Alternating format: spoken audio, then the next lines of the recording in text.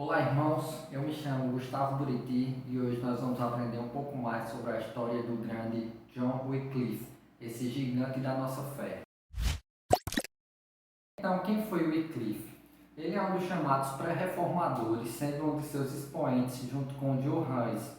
Foram homens que queriam reformar a igreja. É bom que se diga que eles não queriam fundar uma igreja, mas extirpar do meio da igreja todos os perniciosos e falsos ensinos, trazendo de volta a sã doutrina. Mas apesar deles não terem conseguido levar a cabo uma reforma propriamente dita, eles pavimentaram um caminho para que homens como Calvino, Lutero e Zwinglio a realizassem mais tarde. Wycliffe nasceu por volta de 1320 na cidade de Hipswell, na Inglaterra. Nós não temos muitas informações acerca da sua infância e da sua juventude, mas por volta de 1345 ele passou a estudar filosofia e teologia na Universidade de Oxford. Ele criticava frequentemente a instituição e a autoridade do Papa. É importante frisar que nessa época estava ocorrendo a chamada Guerra dos 100 Anos entre a Inglaterra e a França. E nesse momento o Papa estava instalado na França. Então não agradava aos ingleses ter que enviar dinheiro ao Papa, já que ele estava sob a influência do seu inimigo, no caso a França. Então esses ataques, essas críticas de Wycliffe ao Papa foram bem recebidos pelos ingleses. No entanto, pouco tempo depois, Wycliffe passou a atacar também as autoridades civis inglesas, na verdade, os governantes ímpios, pois ele dizia que somente quem poderia exercer corretamente a autoridade seria o governante piedoso e que os governantes ímpios não tinham autoridade legítima, fossem eles reis, nobres, inclusive o Papa. Então, nesse momento, além da igreja que estava contra Wycliffe por causa de suas críticas ao Papa, também as autoridades inglesas passaram a se separar dele, deixando-o cada vez mais isolado. Voltando às críticas ao papado, Wycliffe dizia que o Papa corrupto é anticristão e maligno por ser a própria falsidade e o pai das mentiras. Isso tudo, entre aspas, porque foram palavras dele.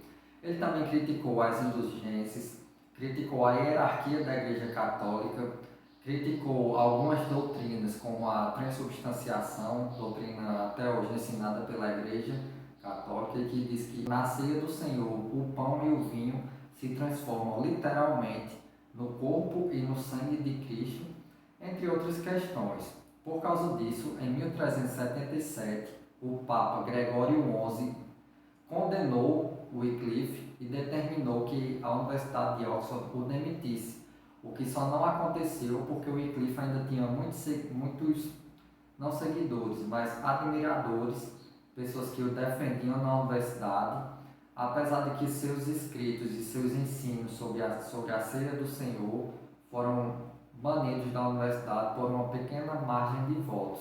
No entanto, uma das maiores contribuições de Wycliffe para a Igreja, sem dúvida, foi a tradução da Bíblia. Em contraponto à alegada autoridade papal, Wycliffe dava cada vez mais ênfase à autoridade das Escrituras. Ele dizia que o melhor caminho para vencer os abusos da Igreja Católica era tornar a Bíblia acessível às pessoas em seu próprio idioma. Isso numa época em que as missas eram realizadas em latim e que a Bíblia não circulava entre as pessoas, estando restrita ao clero, até porque a única versão que se tinha da Bíblia era em latim. Então é dele a primeira tradução da Bíblia em latim para a língua inglesa. Wycliffe morreu em 1384, enquanto conduzia um culto, em razão de um derrame cerebral. Ele é chamado de a estrela da manhã da Reforma. Ele exerceu profunda influência sobre John Hus, o qual influenciou fortemente Martinho Lutero. Muitos de seus discípulos se dedicaram a pregar em todos os lugares da Inglaterra doutrinas que eram consideradas subversivas e heréticas pela Igreja Católica. Essa influência era tão forte que cerca de 30 anos após a sua morte, seus ensinos foram formalmente condenados pela Igreja Católica no Concílio de Constança. Em razão disso, seus escritos foram queimados, seus ossos foram exumados, queimados e suas cinzas foram jogadas em um rio. Isso, no entanto, não foi capaz de cessar suas ideias que foram difundidos e propagados por toda a Europa, e cerca de pouco mais de um século mais tarde, Martinho Lutero pregaria as 95 teses na porta do castelo de Wittenberg, dando início à Reforma Protestante. Mas então, após tudo isso, o que nós podemos aprender com John Wycliffe e o que podemos colocar em prática em nossas vidas? Muitas coisas, mas aqui eu queria destacar apenas três.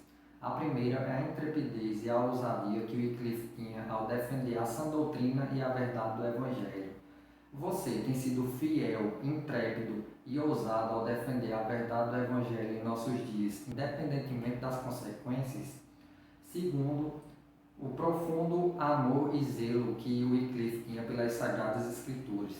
Ele e seus discípulos entendiam que todo o povo deveria ter à disposição a Bíblia em sua própria língua.